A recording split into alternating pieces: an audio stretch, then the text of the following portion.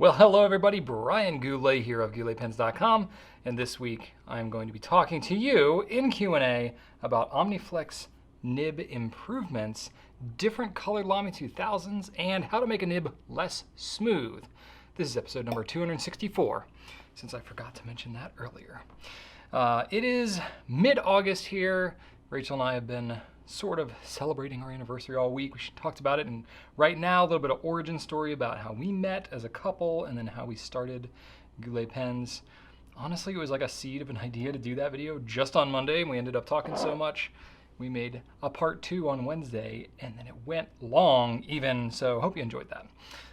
Or if you didn't, I hope that you didn't watch it and you watched something else, because your time is precious and I understand that. So I'm going to try and make it worthwhile for you to spend time with me here today. So this week, I want to talk to you. I'm not going to be doing a normal Q&A next week because, Andy is taking some time off, well deserved. So we're going to be pausing on Right Now next week as well as Q&A. We will have something in place of Q&A though. We're going to have a special video. It's not so much a Q&A, but it's more of a talk. So Garth Callahan, also known as the Napkin Notes Dad, he is a very inspiring guy. He is a 7-time cancer survivor and is famous, actually. He's been on a number of TV shows like Rachel Ray and The Today Show and all these types of things, all these types of talk shows and stuff. He's written a book, and I believe they're going to be making a movie about his story too. He actually lives like 10 minutes from our office, and he came and talked to our team. We recorded that talk, and we're going to be publishing it for you all to see next week. So I do hope you enjoy that, but that will be in place of Q&A. We've had a lot of kind of summer deals still continuing. We're going to be getting settled in, or we have been getting settled in the last week with our new warehouse management software. So I've alluded to this a little bit in the personal message this week and haven't talked a whole ton about it front facing to you all, mainly because it's a very internal thing. It's just, it's a something that's impacted us a lot in our internal processes, but hopefully it will not affect you all very much in any way that you would notice, other than we are going to be able to grow and scale a little better. So it was something kind of proactive that we end up doing. We are having to figure a lot of things out. So we, to make it easier on ourselves, have not done a lot to try to like drastically increase the number of orders that we've been required to ship out in the last week, 2 weeks. So we are going to probably continue that just a little bit more. So patience is appreciated there. But then, that's fine because we've been doing a ton of stuff this summer. And then as September rolls around, we're going to have more new products and things like that. It's going to get pretty busy. So it should be exciting. But we did have a few things that launched. We had Monteverde came out with a new line of inks because they don't have enough already, right? So their line is called the Sweet Life. So it's all kind of dessert themed. So it's 10 different 30 ml bottles of ink that we have. We have a bottle set for $72, or you can get them for $8 a piece. And so they're not scented. They don't taste like desserts. As tempting as it is, they're appealing, but it's just mainly conventional colors, pretty deep level of saturation, and they're new colors that may be similar to some in their other lines, but they were formulated specifically for this theme. So there's blueberry muffin, birthday cake, blue velvet cake, cherry Danish, chocolate pudding, I'm making myself hungry, iced cookie, key lime pie, mango mousse, pumpkin cake, and strawberry shortcake. So there's no crazy properties like permanence, dry, any crazy dry times. Not a lot like sheen or shimmer or anything like that, but just pretty conventional, should be nice performing fountain pen ink. So I hope you enjoy those. We also have a pen that I'm very excited about. This is a exclusive that we have. So this is the Diplomat Aero Turquoise. And I just really love the way that this color came out. Originally, we were shooting for, I carry it around this water bottle. You may have seen it in some videos. We were shooting for like this deeper level of teal. They got pretty close. They just weren't able to quite get the depth of teal as green on this, so it's a tad more blue. But honestly, I love the way that this turned out. We got the gunmetal trim on here. Looks really, really sharp. Polished steel nib, and we have this in both a steel nib version, which is around 156, and a gold nib version, which is 280. So you can check those out on gouletpens.com. They will be a special edition, so once they are gone, they are gone. But we should have them for a little bit. You know, it's not like it's a $10 pen. You might want to think a little bit about a $150 or $280 pen. So we expect to have them for a little bit, but it is a pretty hot color. So if you're into that, you may want to just prioritize that on your pen list. Also this week we restocked some Mark Bacchus ground cursive italic nibs. This time we went with both cursive italic medium and cursive italic broad, which is about a 0.6 cursive italic and a 0.8 cursive italic respectively. So I'm curious to see how those do because of the availability of the nibs, because Visconti's like going through a nib changeover amidst all of this. We went with the dark ages on this one, and then we also did the same grind on the Midnight in Florence, the limited edition. So there's a little price increase accordingly because of the grind, you know, and Mark's work there. But great writing pens. We got some writing samples and stuff on the site. But if you're interested in that, it's essentially, you know, like getting a custom grind from him, except when you buy the pen from us, it's already got the grind on it, and you don't have to wait weeks and ship it back and forth and all this kind of stuff. So pretty cool. We're glad to have this collaboration with Mark. Glad to restock that, and I want to see how these ones do because, you know, lightning can strike once like it did on the first ones, but on the next one, you know, this batch, I'm curious to see how it does. So I'm shooting this on Wednesday. We've sold several of them so far. As of the shooting of this on Wednesday, I don't know what's going to be by Friday by the time this publishes. So we'll see, but hoping to keep the pump primed there with Mark so that we can keep a regular flow of these. So do give me feedback. Give my team feedback about what you like and what you want to see in terms of this in the future, because I think we might be able to offer more of these from Mark, especially on these Viscontis, because he knows them well. So that's pretty cool. And then we got some new stuff from Peniter, some journals. So trying to you know, help out the paper community, if you will. So these are a whole line of journals from Peniter. They are called Hollywood, so it kind of goes in with the whole movie theme like they have with the Avatar. And these actually match the colors of the non-demo version of the Avatar. So the newer ones of the video that I shot with Dante where we smashed it with a hammer. So these colors more or less correspond with those. And they're an interesting cover, you know, texture. Let me take this paper wrapping off here so you can see what's going on. You know, Peniter is a paper company. That's originally what they started doing in 1774, which is a long time ago. It's got these kind of like, it's not leather, but it feels a lot like it, covers, and it has this texture on it, which is, you know, you can feel that texture. It's not a harsh texture. It's kind of a debossing or something like that. But I don't know how they do this, but it's pretty cool. So it feels nice, definitely leaning heavy into the Hollywood theme, because I guess that's what they're going for there.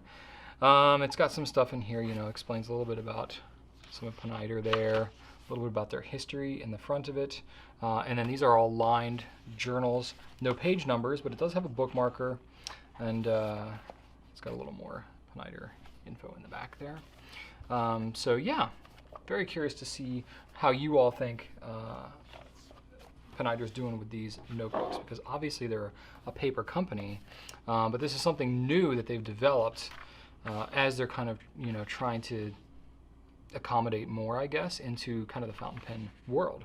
So we wrote in it, the paper, obviously you're curious how the paper's doing. The paper is good. It's not like completely impervious to all ink. It's an off-white paper. It performs pretty well. We wrote with a lot of different colors, a lot of different nib sizes. I'm having to do this in reverse. It's very confusing.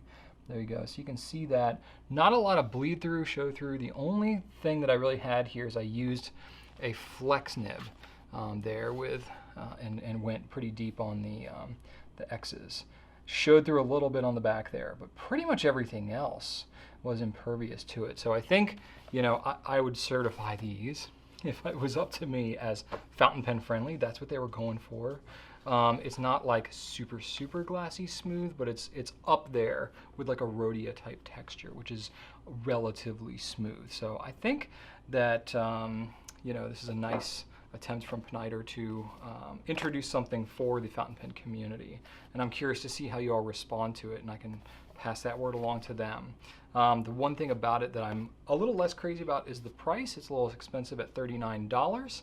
And I know that that's going to seem high for some of you who are deep into notebooks, because you can get a Leuchtturm, or you can get some of the LAMY notebooks and stuff in like the $25 range. So I'm very curious to hear. I know you're going to give me feedback about that price, and I've already told them that. It's a little high, but Pineider, you know, this stuff is made in Florence. So we're going to see how that does. But anyway, I'm very curious what you think. 90-gram paper, lined only. And it's 192 pages, 96 sheets of paper in there. So it's a decent amount of paper. So anyway, we have those available now. We have on the way, not here yet, maybe here it's like a question mark as to whether we're actually going to get it this week. But the TWSBI bottles, the empty inkwells with the polished aluminum cap, we should be getting those relatively soon. The Pelikan M1000 Rodden, the Lucky Bats, should be getting those fairly soon as well. And then the Visconti Mirage and Breeze in Extra Fine. Should see those coming soon. So some things to look forward to there for sure. But what you can look forward to right now is me answering some Q&A questions, because I have 8 of them today. So we're going to see how I do. I'm already 12 and a half minutes into this. All right. First question, a pen and writing question, is from Donna T on Facebook. I want to know if Goulet will sell the new Omniflex nib or nib unit replacement. In one video, he mentions, I'm assuming me, last week Q&A I think, he mentions the Freedom model, which underneath the video it says it has the newer nib. I don't really want another form of the same pen. A lot of us who were disappointed in the original Omniflex nib would probably like to replace their nib with the newer, more flexible nib. Will you be carrying that option? And if so, is there sort of a time frame projection? Okay, so I got to talk about this because we're getting a lot of buzz about it. I know that since our friend Pinboy Roy has been raving about the new and improved Omniflex nib, we've been getting a lot of questions here on our team about this new version of the nib. Little stuff I have to clear up here. So Conklin, which is where most of these pens are, it's not actually like explicitly branded as a Conklin nib. It's an Omniflex nib. They've had it on Conklin. So Jaffa, which is the company that owns the Conklin brand, they also do Monteverde. And so you've seen some of those on both pens. Anyway, Conklin has, regarding the Duraflex and these nibs, they've been making some iterative improvements on these nibs, kind of all along the way. And there wasn't one specific intentional redesign of the nib, which is why it's hard for me to say there's a new nib and an old nib, because it wasn't like a redesign, clean cut over, this is the old, this is the new. It's been a rolling change. I think probably the turning point that I would say when we started to notice better sentiment and better performance of the nib was when the Sunstone, the Duraflex Sunstone came out back in April, earlier this year, 2019. I think that we started to see a better response to the way that that nib performed. Now, it's not that it was made more flexible. That's the thing, though, and that's what I'm concerned that you're asking me about, Donna, because here's the crazy thing. I get all kinds of mixed feedback from different people. Some people literally saying this nib will not flex at all. And I'm like, I've used a lot of these nibs. They definitely will flex. I think some people just need to try some different techniques about how they will flex them. If you hold it too upright or you're pressing too far down into the page, then it won't, any flex nib won't flex as much. You have to flex it kind of perpendicular to the pen to spread those tines. It's always difficult because, you know, people watch videos of other people doing it. It looks really easy. Sometimes when they try it themselves, it doesn't maybe feel the same. I don't know. Flex nibs get into such a weird place for some people. It's just the level of expectation that that different people can have can vary a lot from reality sometimes. And a lot of times the design of the pen or all that gets blamed for any gap in that expectation. So what it does in general, not just with the Omniflex, but basically all flex nibs, is it allows for a lot of differing opinions and confusion in the pen world about how an individual nib will perform. I've seen this happen with Noodler's pens for years. I've seen this happen with a lot of other flex pens that have come out along the way, with titanium nibs, with these Omniflex for sure. Just seems like anything that's with flex, Pilot Falcons, seems like anything with flex is just ripe for controversy and debate in terms of how it actually performs. But looking back now in retrospect of having had somewhat of an iteratively improved version of the Omniflex, we are getting a lot better response on these recently than we have in the past. Now what's interesting is the Sunstone was kind of a turning point. We've received fewer complaints, fewer returns as a team, but it's really in the last couple of weeks since, I mean, for me, the biggest turning point in time that I have to point to has to do with Penboy Roy, really raving about these new nibs. But there's been nothing in like the last 2 weeks that's really changed, which is why our team is kind of caught off guard a little bit. And sometimes rumors can get started of like, oh, there's a new version of the nib. The truth is there is sort of, but it's been rolling over the last 6 months.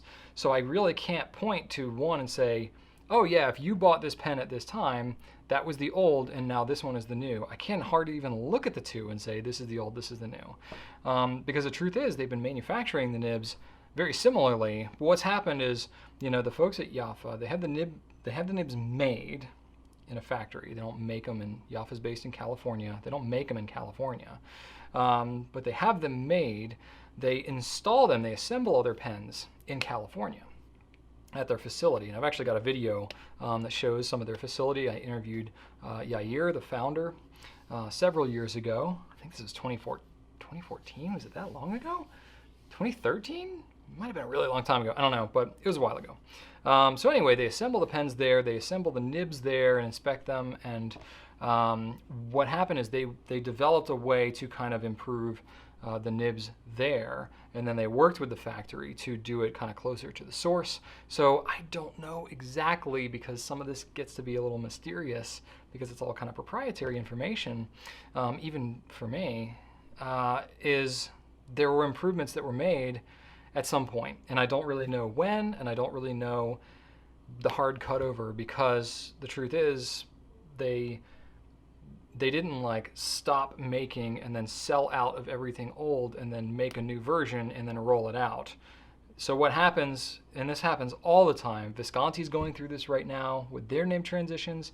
We've seen other manufacturers go through this for sure. As they're still manufacturing pens, they will have a certain stock of old nibs or have a certain stock of old pens. They will, have those. Certain retailers, many retailers are served. Retailers are buying from the distributor all the time of various pens, various colors and all kinds of stuff. They'll kind of sell out. The retailers will have them for a while. So by the time you all are actually buying them, it could be months from when they actually started to do the change, especially depending on which retailer you're buying from. If the retailer you're buying from isn't turning stuff over very much, you could have something that is actually quite old. So that's what the challenge is saying. Even it's just saying like, yes, if you buy one now, you will have the new version. And it doesn't look any different. It doesn't, it's very fine tweaks that have been made, quite honestly, that are making them perform better. So it makes it be really kind of a sticky spot, because I can't really say, yeah, if you buy one now, it's going to be better. I'm hoping that that's the case for you. And the truth is, like, we did see some complaints from the original version. We knew that with any type of new flex nib, just like when we had the Noodler's pens when they first came out, there was a lot of pushback, a lot of people complaining, a lot of people saying it doesn't work, it's terrible, why would you ever carry this, da da da da da. that's kind of the nature of flex nibs, and we believed in the vision they had and what they were trying to develop with this, and it's getting a lot better. It just takes time to get this kind of stuff worked out, especially producing a steel nib, more or less mass production, you know, at an affordable price. It is a challenge, and they are working on it, and they are working continuously improving this. So my best bet for you, if you've been frustrated or you want some kind of guarantee, is hold off as long as you possibly can, because they are continually getting better. Or what you can do is you can, you know, buy from a retailer that you trust, that you know, if it's not to your liking, that they will work with you. You know, I'm not just trying to self-promote here, but obviously I'm a retailer and we stand behind the products we sell. So if you buy it from us, we want you to have a positive experience. We do take returns on flex nib pens on a regular basis because it doesn't meet people's expectations. We try our best to disclaim and troubleshoot and educate and everything as much as we can. But of course, there's nothing like having the pen in your own hands, and if it doesn't work for you, we will work with you. So that's probably the best thing I can say, is you're gonna take a calculated risk with any flex pen. If you're buying it now versus a year ago, the Omniflex, you more likely will have a better experience.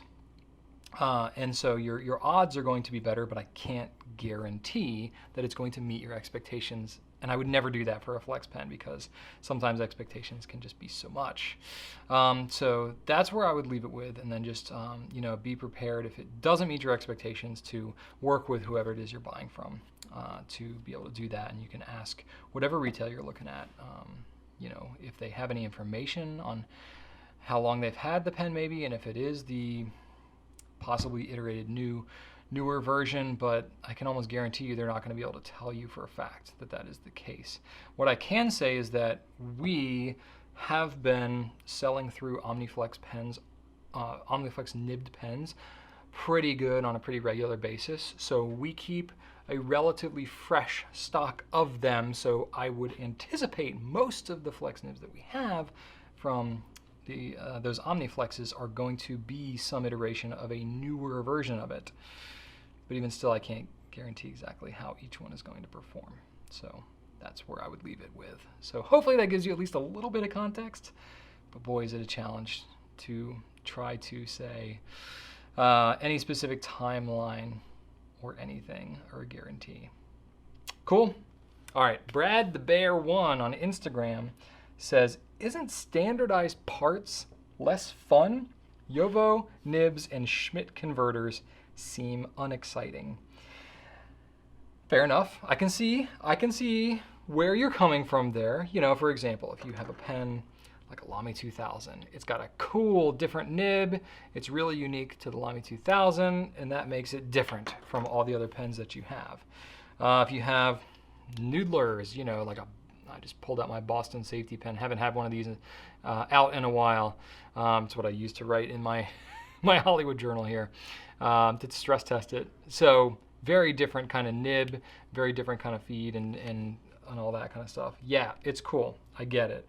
If you have a pen like a Edison or a Herbert that's made from like a smaller independent pen maker, you're going to get more or less standardized parts. Look at that. Hey, JoWo, nib, and feed, it looks exactly the same, because they are, pretty much.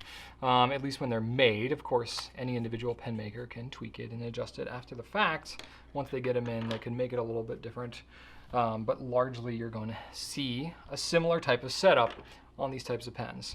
So I would say, strictly from a nib standpoint, or maybe a filling mechanism standpoint, like that Schmidt cartridge converter, the Schmidt K5 as it's known in the industry, that is going to look similar on a lot of different pens. So if what you are looking for is a completely unique and different experience from one pen to another, then yes, I could see how that would be a negative aspect of it.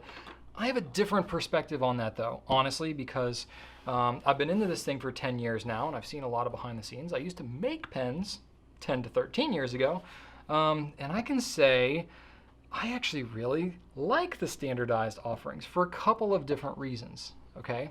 For one, it has helped with quality. So if you are dealing with fewer nib manufacturers that are very consistent in their quality, it's going to make for a consistent experience. It's going to make for a standard of quality that should be higher, right? Because they're more specialized. So the fact that a pen maker can specialize in designing pens and theming and materials and stuff like that, but they know they can get a nib feed and converter that's going to work. They don't have to work on developing that as well on top of everything else, so they can focus more on creative designs and things like that. That's pretty cool. For a smaller independent pen maker, the fact that you can reliably get Bach or JoWo or some other kind of standard Schmidt type components, it allows them to do some cool stuff in terms of custom materials, unique designs, custom packaging and things like that, that maybe you wouldn't have seen, especially on kind of like the artisanal scale, without such standardization, because nib work is pretty specialized. To be able to manufacture your own nibs is rather difficult. So you would actually see in practicality, if we didn't have such an offering of standardized nibs and feeds, you would actually see far less innovation, I would say, and far fewer colors and materials and stuff coming out, and far fewer, successful independent pen makers without that standardization. So while I can very much understand your perspective of where you're coming from, I'm actually coming more from like back in my pen making days of like, man, if I had had regular availability of those nibs and stuff, I could have gotten a lot more creative back when I was doing pen making, and maybe could have done something different there. And now that's available to a lot of independent pen makers. So I actually think it's really good. Now, I also celebrate, the companies that are making their own nibs and doing their own filling mechanisms and stuff. I think that's also really, really cool. So I say, why not have it all? So that's really cool. I like that a lot, the fact that it exists. I think I had one. No, that's pretty much it. That's pretty much everything I want to say about that. So there you go. Just maybe a little different perspective for you. All right. This one is, itsajerrilife on Instagram. Why does LAMY 2000, why does LAMY not make a 2000 in pretty colors? Well, this has been asked for years, and I've asked this to their face at LAMY. In fact, when I interviewed Marco Achenbach back last year when I visited LAMY 2 years ago. Was this 2 years ago now? Wow, almost 2 years ago. When I visited them in Germany, I asked him, like, why don't you make LAMY 2000 in other colors? And it's just different. It's different for them over there. So the LAMY 2000 is a very iconic pen for LAMY. Really, it represents kind of a turning point for LAMY as a whole company. The pen's over 50 years old, and it largely, it's had very small iterative changes, but it largely has not changed much since its original design. And it was really designed to be and kind of embody like the Bauhaus design. So it's that, form over function kind of design. And it's a really pretty great pen. It still actually looks really somewhat futuristic, even though it's over 50 years old. So there's not much about it I would even want to change. But I personally would love to see it in some other colors. I think that would be great. I've encouraged them to do that. Some of it is it's traditional, it's iconic, and they sort of look at pens like the Safari, the All-Star, the Studio as those are the ones. They're kind of like a little lower end pens maybe, a little more willing to play with those colors and offer those out. The LAMY 2000, and if you notice a lot of the other higher end LAMYs, they are way more conservative in their color offerings. And it's just sort of their style, it's sort of their design, which is interesting if you're coming at it kind of new to the pen world and you're coming into it from an introduction from a LAMY Safari or something like that. You're like, oh, look at all these great colors, and as you kind of get into some of the higher end stuff, you're like, wow, this gets much fewer offerings from what I was used to with the original thing. So, me personally, I would love to see that. I think some of it is just, it's a mental thing for them, and there's sort of a sacredness and a seriousness they take about the design of that pen. And I can't fault them for that. That, hey, whatever has been inspiring them to do what they do, like, they're doing it right, and I stand behind them on that. But I personally was like, okay, well, in America especially, we really want to see other colors, please. You know, they also said, Marco, when he was talking to me, you know, because of the way they make these pens, and I saw the machine that they use to actually make this shape and everything, it's this cool, like, kind of sanding belt machine with some kind of custom, like, rocking, you know, apparatus that sands it to just be so, with this shape. And they sand it all together like this. So when they sand it, the sanding belt actually grinds through the steel, and it like gets the metal fiber like all up in the color. And they said if they go with a lighter color like that, what happens is those metal shavings get into, and the dust and all that gets into the material. It doesn't really clean out that well, and it kind of just makes the color look really muddy. You don't really see it as much on the black, but you will see these gray streaks that kind of work themselves out and wear off over time. But they've said they've prototyped other colors, and they said they weren't really happy with how it turned out.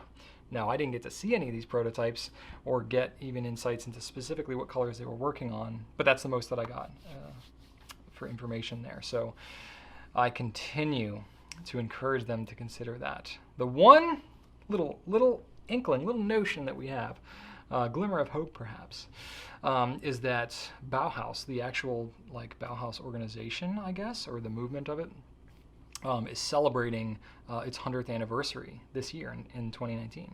So it started in 1919, and LAMY is obviously so Bauhaus inspired. So Bauhaus actually came to LAMY and said, will you design us a 100th anniversary pen? So they are coming out, and I hate to even talk about it because there are going to be so few available, it is just going to frustrate everybody. But they are going to be coming out with a dark blue here in the next couple of months. So they are going to limit it to, I forget the actual number, we have it on our site, but I forgot it. It's not very many. It's under 5,000 globally, and the vast majority of them are staying in Germany. Because it's from Bauhaus, it's kind of a special, it's very much of a limited edition, very much of a special thing.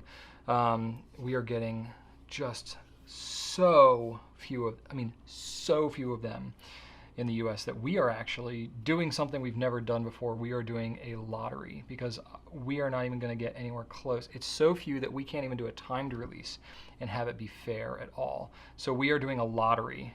We're trying that out for the first time.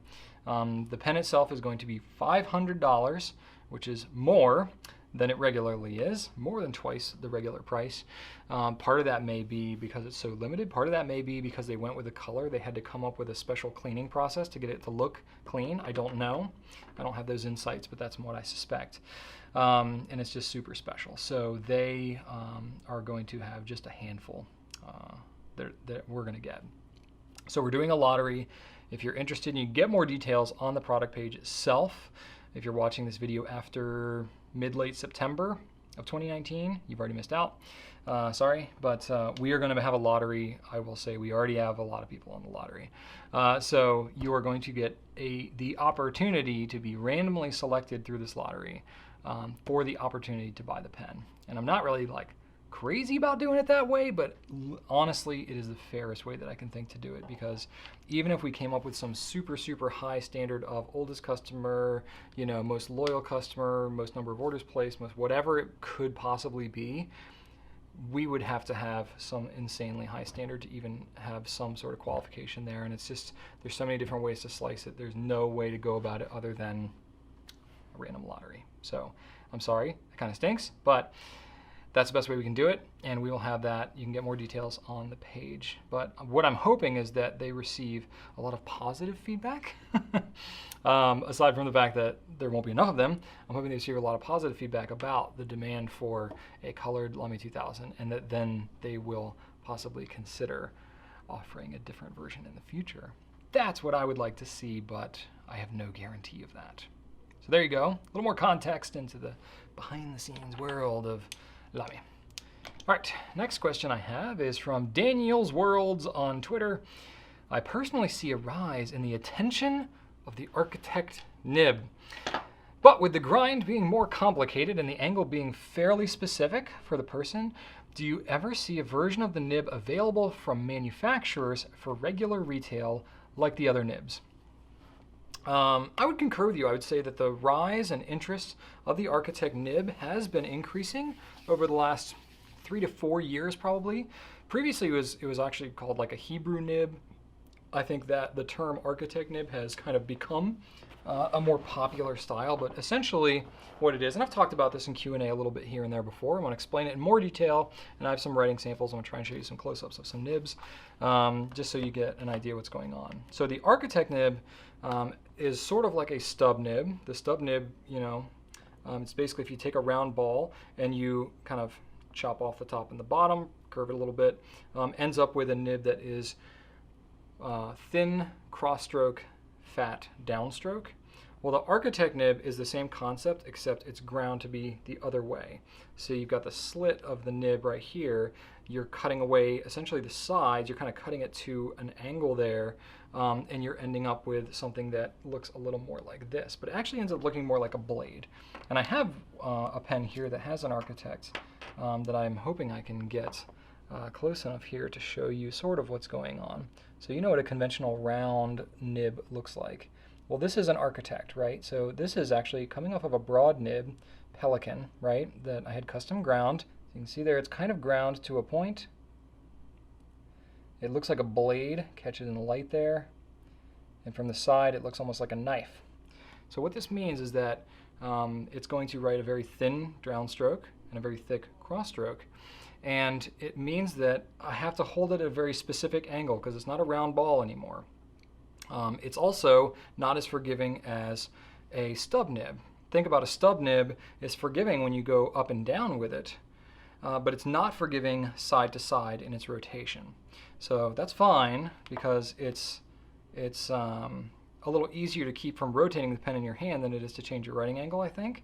Or hold it at a specific writing angle. So most people have a kind of an angle they like to hold it at, and they can write with a stub pretty much at whatever angle. The Architect is really going to force you to have it at a certain angle. And in fact, if you are commissioning a Nibmeister to grind an Architect for you, they may very well have questions for you about your writing angle and try to grind it in such a way that is specific to where you like. Because if you hold your pen at a 30-degree angle, low down like this, you're going to have a hard time writing with an Architect that's grounded at a 50-degree angle. That's going to force you to hold your pen higher up like that, and it may not feel as natural to you. But it's super important to do that because otherwise the nib is not making full contact on the paper, and you're not going to get that Architect effect.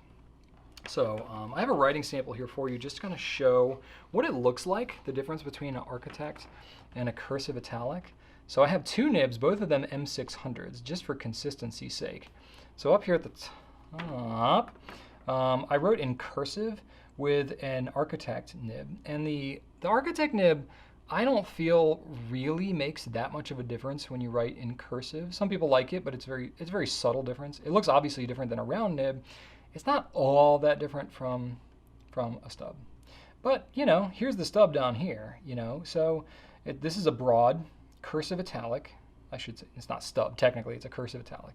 It's just a little crisper than a stub. This is the Architect, this is the cursive italic. So you can see here with the cursive writing, the difference that it looks. The Architect looks a little wider. Part of that just might be my pen angle personally.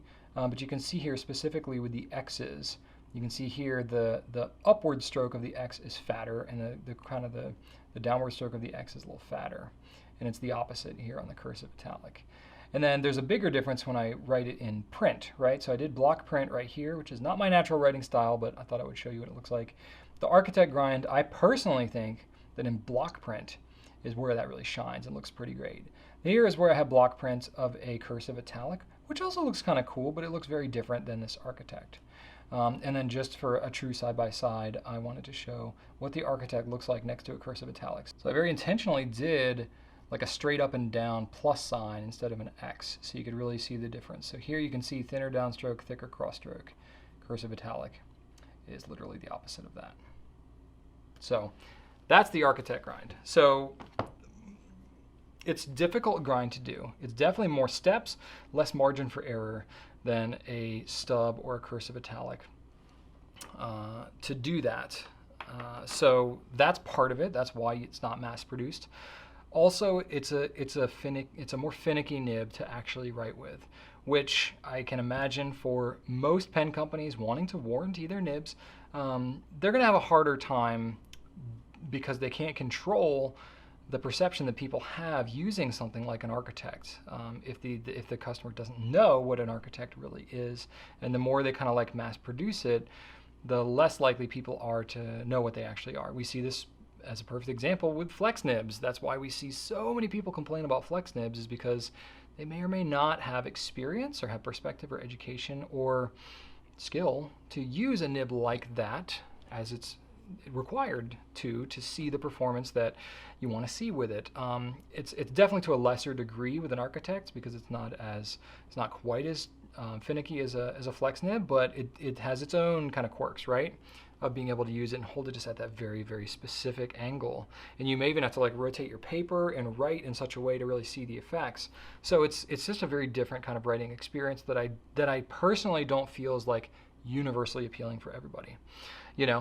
So for me, just thinking in practicality, I really can't see pretty much any major pen manufacturer offering an architect as a standard offering, like really anyone in the foreseeable future.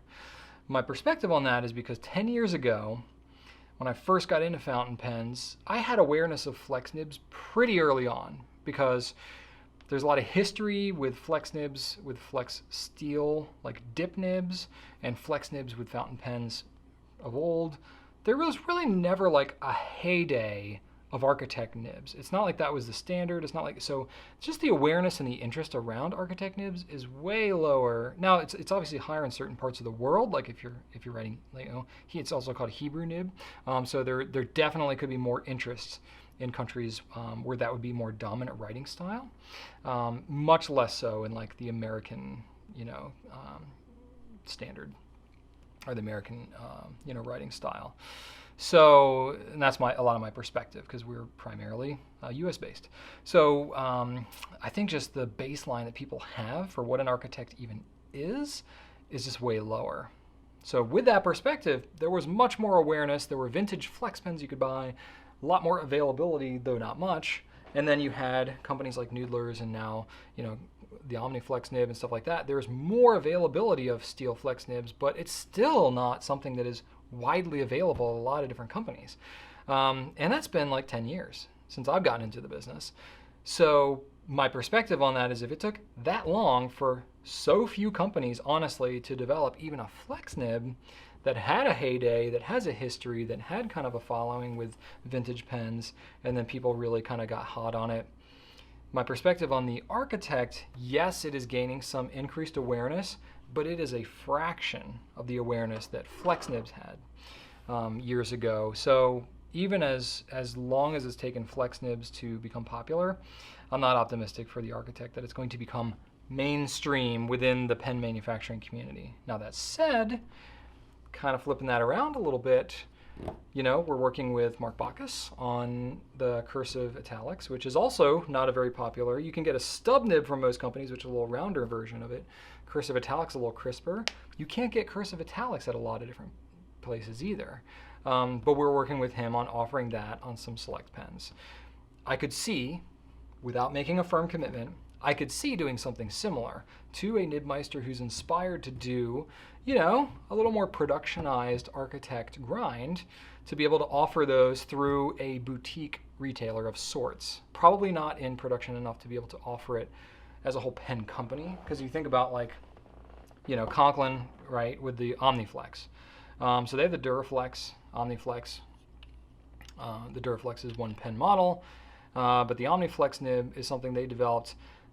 They are distributed by Jaffa. Jaffa sells in 40 different countries over the world, primarily in the US. So imagine trying to distribute a nib that one Nibmeister is grinding on an architect on however many pen models there are and selling it in 40 different countries. You're talking about a lot of nibs, like a lot of nibs. The amount of handwork that's required in an architect, there just aren't enough Nibmeisters that grind, I would be surprised if there are enough Nibmeisters like alive to grind architect nibs for a company like Pilot, There's just not that many who like specialize in doing that kind of stuff. Because it requires so much handwork, and it's so much more difficult to grind that than it is to tune and smooth conventional nibs even. So I just don't see that as being something that's going to be regularly available, but I could see that being something where boutique retailers could pair up with boutique nib meisters to be able to offer that more than it's been in the past.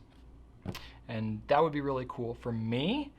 I may or may not have thoughts about trying to make that happen without making any firm promises, but it's definitely on my radar, and I would love to see something like that happen in the future. Next question is from Shrish J on YouTube. Hey Brian, I was wondering if there's anything I can do to make a nib less smooth. I have a pen that's just too slippery on the page. Thank you for your help and keep up the good work. Yes. It is absolutely the case that you can make it less smooth. And it's actually relatively simple depending on how less smooth you're trying to get.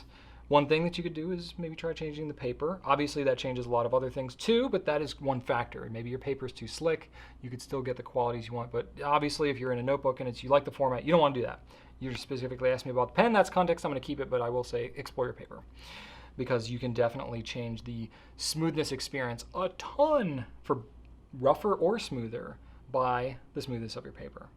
Okay, so if you want to rough it up, you got to use basically an abrasive. Okay, we have a couple of different abrasives that we have. Most people are wanting to make their nibs smoother, so most of the stuff that we sell is smoothing supplies, right? So we have a 12,000 grit micro mesh, which is the harshest abrasive that we have, which is still relatively smooth, and then we have 2 different grits of Mylar paper, which really get it smooth. So the Mylar paper is completely not on your radar if you're trying to make it less smooth, because chances are your pen is not so smooth that Mylar paper would make it rougher. It's possible that if you have a really smooth nib that you could use micro mesh and it could make it a little rougher. Usually though, around a 12,000 grit micro mesh is where most people like their nibs to be. It's not so smooth like slipping off the page like a hot stick of butter on glass. That's more where like the white Mylar paper, the finer one, would come in. But this will give you just a hint of feedback, just a hint of tooth, a little bit of grab on the page, but not everybody is the same way, right? So you may want it even rougher than this. So I don't have anything to sell you currently that is rougher than that micro mesh. Reason being because if you start to go more aggressive than a micro mesh, you start to get into reshaping of a tip kind of grade abrasives. And that's where you get into restoration and nib meistering and stuff like that. And we just haven't wanted to go down that road of having people doing that to their nibs thus far. However, there are other retailers that sell these, or you can find them elsewhere online, or honestly, probably in your local beauty supply place. These are nail files. So you can buy different grit nail files. So some of these are gray on one side, which is that same grit of micro mesh like you have here, same abrasive. And you can also find some that are like either black or pink or white components to them. Those are actually different grits that you can use, and you can see mine has actually been used by different nibs. And those will make your grits more aggressive. Now, I don't know if it's completely standard across all of these files, because I'm sure there are some out there that are just crazy colors. Of the ones I've seen, usually the black is the most aggressive grit, pink is in the middle, and the white is the finer one. And then of course you have the micro mesh is the finest. So if you want to start off with the micro mesh, right? If you already have some micro mesh, great. If you want to pick up one of these nail files, you can start off with the micro mesh, you know, do a, I'm trying to find a good pen that's an example. I don't want to like actually grind away my pens here. Find something that's workable. Oh, I got a Jinhao here. This is pretty safe. So I got a little Jinhao 51A. So if you want to do it, you have it on a flat surface. You don't want to press really hard, right? This is soft stuff. Even regular micro mesh is kind of soft. You don't want to press deep into it because you can puncture it, you can scratch it, and you can wear away your nib in like a flat spot. You want to kind of go back and forth with it. You want to rotate it around, right, and move it kind of constantly as you're going back and forth a little bit. Or what you can do, if you have the nail file version, you can kind of hold it, go back and forth a little bit, and rotate it up and back, like so, as you're kind of rotating the pen side to side. Now, I didn't say this at the beginning, but I'll say it now. Any type of smoothing stuff like this, you are essentially avoiding the warranty for pretty much all pen manufacturers, because you are intentionally altering the nib from how they sent it out from the factory. So if something goes sideways and you ruin your nib, you're on your own. They're not going to take it back. We're not going to take it back if we know that you've done this. And I would advise you to only do this for pens that you're willing to take that risk into your own hands. Cool? Okay, so there you go. Try that on the gray micro mesh. And then try it on the paper. You only need to do it for 3 to 5 seconds, you know? You don't need to go super aggressive. You don't need to go really fast or really hard. Just do it a little bit, try it on the paper. Do a little bit more, try it on the paper. Do a little bit, try it on the paper. If it's not changing the experience, you want it to be rougher, go to the next grit down, the white one. Do it, try it again, do it, try it again. I doubt you're gonna wanna go past white, because then that's gonna start to feel very toothy. But if you want to, you can go to pink. That's probably gonna feel terrible. And the black is gonna feel just awful, because the black really is so aggressive that you're actually like reshaping the nib at that point. And it's just not going to feel good. But it's going to feel almost just like scratchy, straight up scratchy. But you never know. Maybe you really like that feeling. And that's totally up to you. But again, you're taking your nib's life into your own hands whenever you're doing anything like this. But essentially, that's the process. Obviously, it would be way different if you had a cursive italic, if you had an architect grind, a flex nib, anything like that. The softer the nib you have, like a gold or palladium or something like that, or a titanium, you would want to have a very even lighter touch than you normally would. So that process of like moving it around like that, that's for a round nib. If you have a cursive italic or an architect or something that's at a very specific grind, you have to hold it at that very specific grind as you're doing it. So it takes a little more finesse and practice, and you have even more you could ruin by doing that. But that's essentially the process. And another way that you can go about it, if you're too concerned about going too hard on it, this is a technique that Richard Bindard uses and a bunch of other nibmeisters. That's an alternative to having it down and having like all this hand pressure that could potentially be in there. Something that might possibly be a lighter touch is you hold the pen. This is a terrible pen example to use because you can't really tell which way I'm holding it. But you hold it so the feed is facing you and the nib surface is facing out. And then you hold the file in your hand and you just kind of gently like smooth it around it over like this. So this is another technique that can be used that you can have a little more finesse and be a little more gentle. That might be better to do than that other version. So that in essence is kind of the process. Now it just takes a lot of practice and ruining a few nibs to be able to do that really well and do it at your own risk again. But there you go. Now you know how to make it rougher.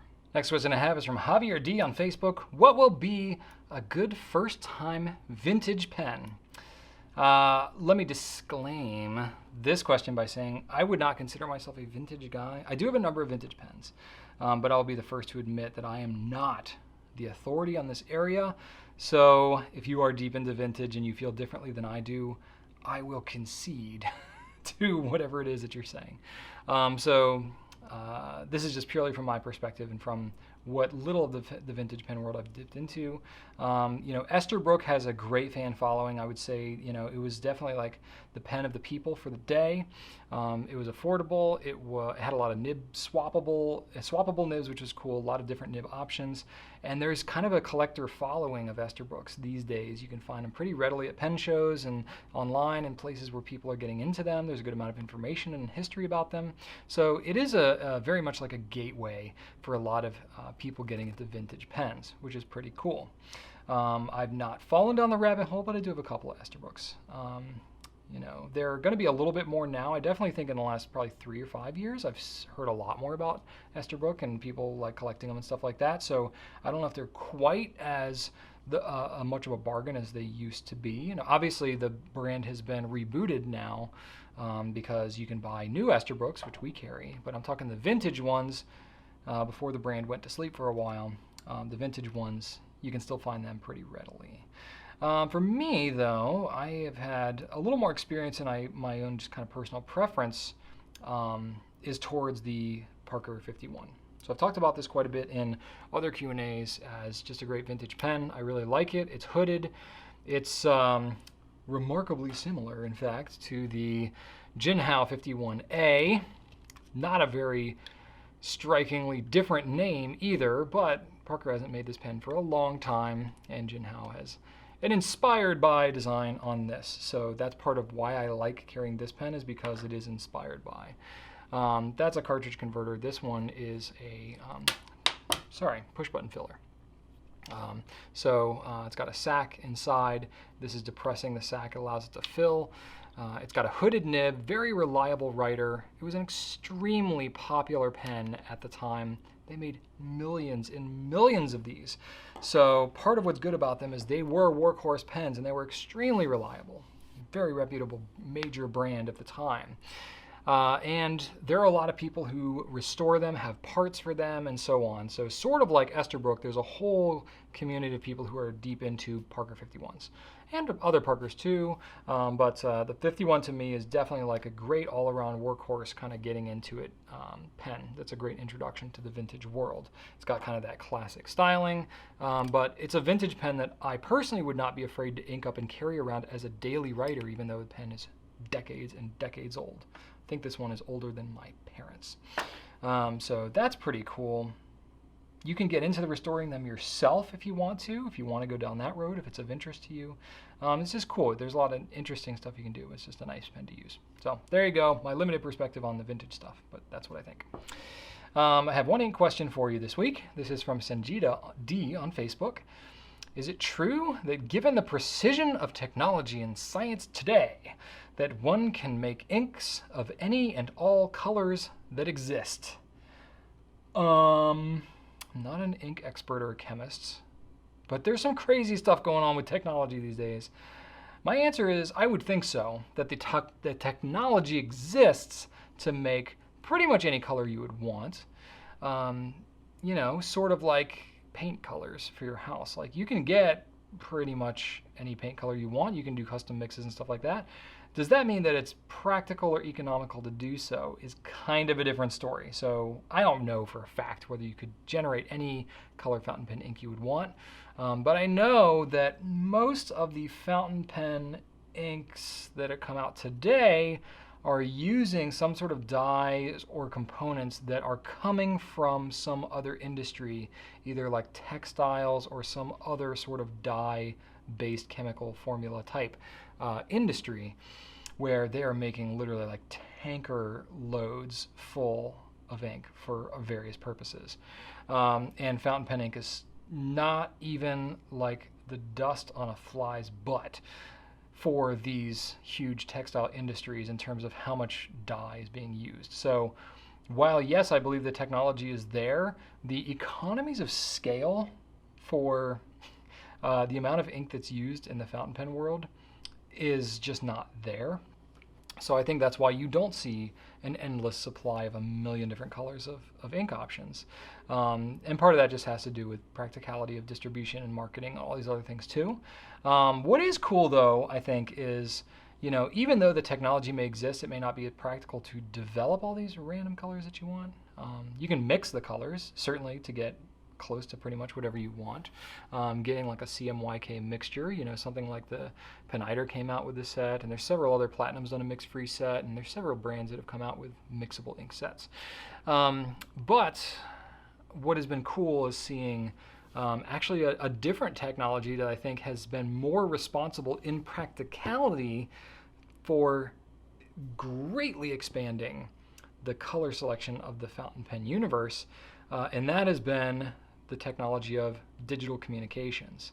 So the fact that we have smartphones, the fact that we have social media and video-based communication like we have here, I've seen more of a proliferation of an expansion of fountain pen ink colors in the last 10, maybe 15 years than any point prior in history.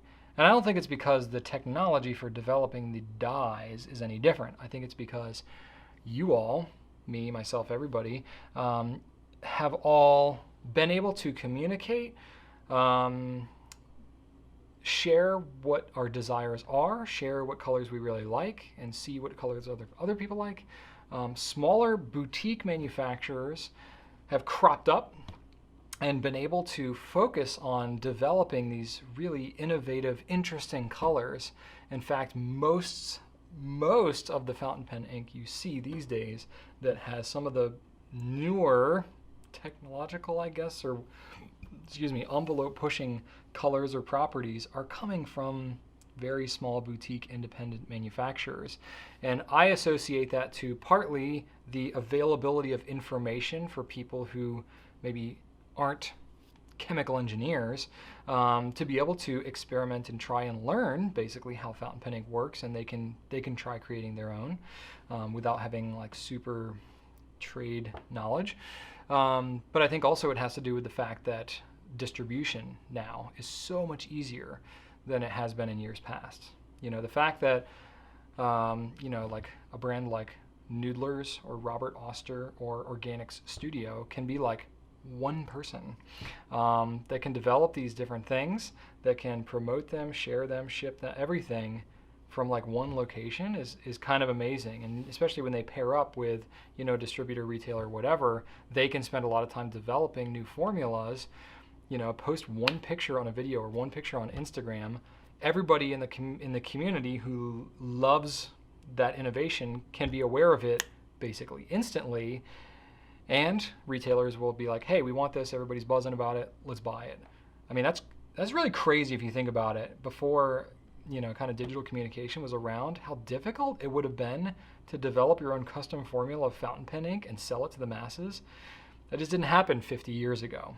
So that is actually the most amazing and most impactful technology towards the expansion of ink colors, has been a seemingly, you know, in unrelated, that's the word, a seemingly unrelated technology that has actually contributed towards that, digital communication.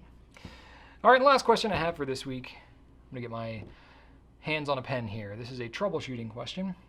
This is from Mauricio Perez 5 on Instagram. Is there an easy way to clean a Pilot Custom 823? And I like this because the Custom 823 has been getting a lot of buzz recently. Ever since the smoke color came out, it's been getting a lot more popular.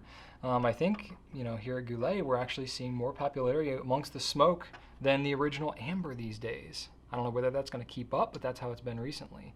I personally have the amber version. I haven't dove in and gotten the smoke one yet, but every week I'm tempted. Every time I pick up a pen to show in a video with the amber one, I'm like, oh, that smoke is pretty banging. Anyway, so what's interesting about the Custom 823, and I'll speak about this pen, but really it's about any vacuum filling pen, is they can be kind of a pain to clean. You know, they're great pens, they have a huge ink capacity and all that, but the challenge you have with these pens, mine is nice and clean here because I did the technique I'm going to show you here.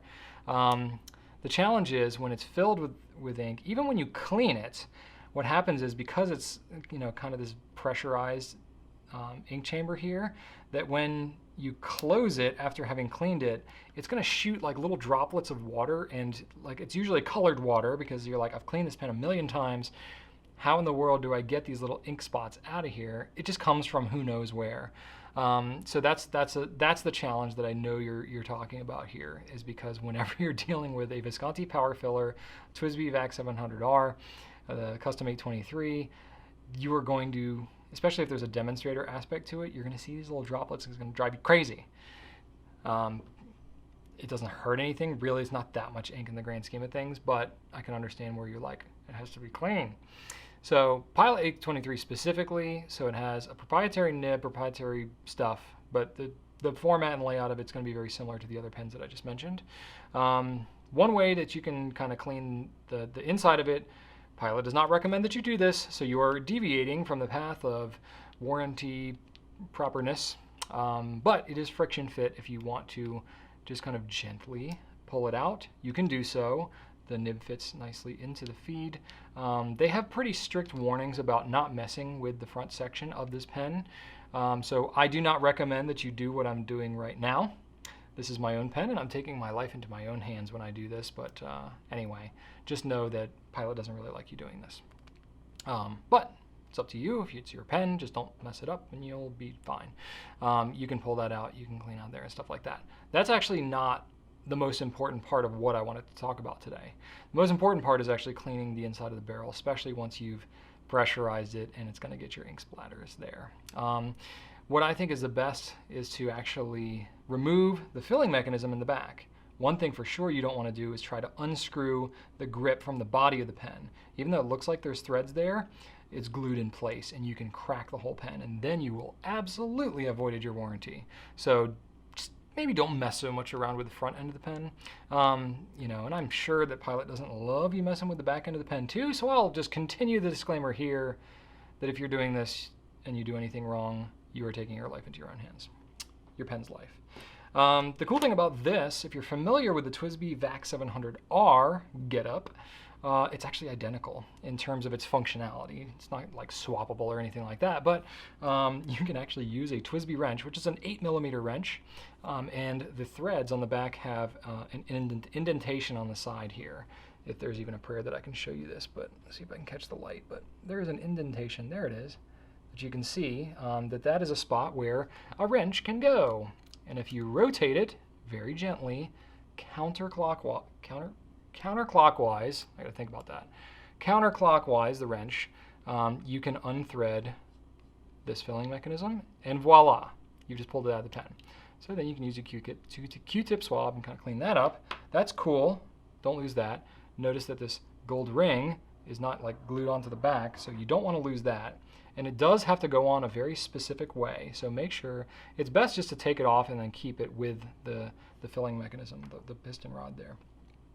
But then essentially what you have here is a nib, a grip, and a portion of the pen that is really identical to a cartridge converter. So what you can do then is you can use the good old trusty bulb syringe, and you can fill this with 2 ounces of water, stick it on the back here, hold it very carefully, and you can force water down through the whole body of the pen and through the nib section, and you can get a nice thorough cleaning out of this pen.